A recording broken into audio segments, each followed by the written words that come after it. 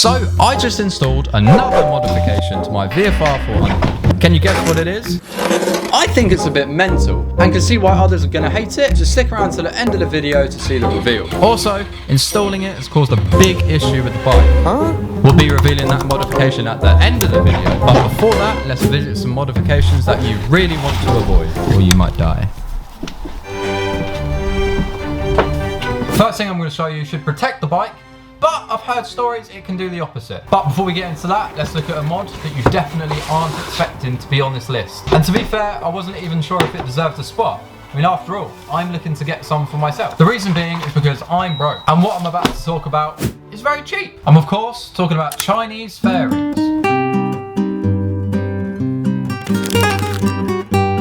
Now, my bike doesn't have the original fairings on at the minute. However, I do want a set because I think they look awesome. However, they are so expensive, so perhaps cheap Chinese ones would be good for me.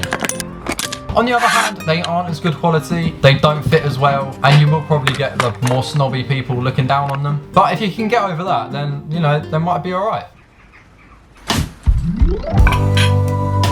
The next thing I'm going to show you seems really cool on paper, but from a technical aspect, can be really dangerous. But before we look at that, let's look at a mod that I've had on my bikes before and actually have on my R6 currently. They're designed to keep the bike safe, but I've heard stories of them damaging bikes, even to the point of being structurally written off. Yes, of course, I'm talking about frame sliders.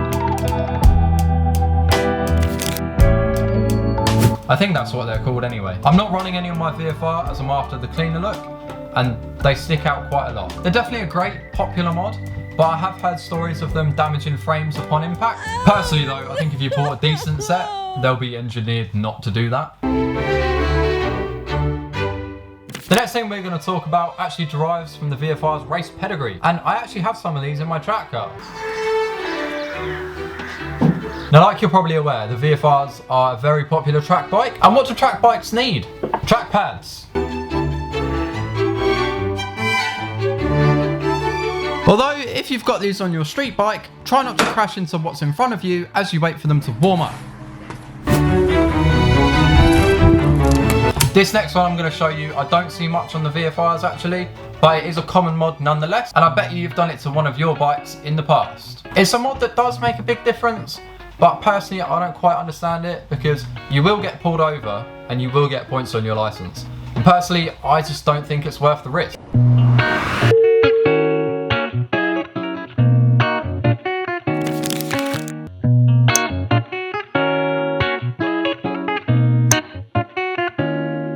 If you're from the west side, Cali, born and raised, right? This next one is another one that I'm guilty of. I'm quite dumb. Many people also think this is illegal. However, according to the mighty Google, it's not. I've also had several MOTs now of this and I've never been called up on it. Can you guess what it is? Mirror deletes. We ain't got no worries. Personally, I couldn't bring myself to drill holes in these fairings, and I'll be honest, okay? Riding a bike with no mirrors is an awful experience that I don't recommend to anyone. I'm constantly breaking my neck just to see what's behind me, although it does look nice. But in all honesty, it's just not worth it. Just put some mirrors on and be safe.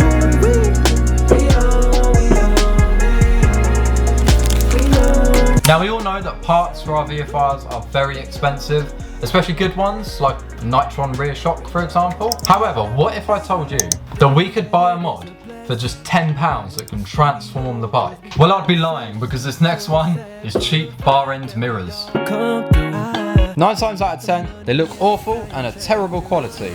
And if they're bad enough, they can be dangerous. Stick to the stock ones or fork out some cash for some decent ones. Now, in all honesty, I don't have much words for this next one. It's the type of thing that you would see a teenager install after watching the first couple of Fast and Furious movies. What? I'm talking about LED lights, or underglow, as they're also called. There's no place for these on motorbikes, least of all the VFR. I've also been told they're illegal, although I'm not sure on that. Either way, they look dumb, they are dumb, and anyone that installs them should be put in prison. Now, I don't know who you are, but I bet I can guess something that you're very fond of. Or at least I hope I can. Race bikes. And what do race bikes have apart from track pads? Slicks. And again, this is another one I have on one of my bikes. It's on my R6.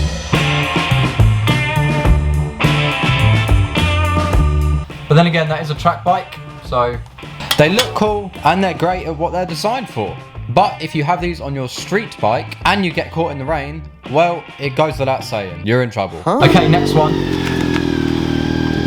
You don't see this often on VFRs, but you do see it a lot in general. Talking about dumb stickers. There's not much worse than seeing a great bike with stupid stickers all over it, ruining it for everyone else. Do it with taste, people. Oh, no. The last one we're going to talk about is actually what I've been installing on my bike during this video, and probably the most common mod for VFRs and bikes in general, a full stainless steel race exhaust system. Now this is a huge topic, but you may want to avoid this mod if you have neighbours. And also if you don't want to get into rejetting your bike. As with this system in particular, you have to change the jets in order to get the full effects. And with that done, enjoy the reveal and the sexy sounds.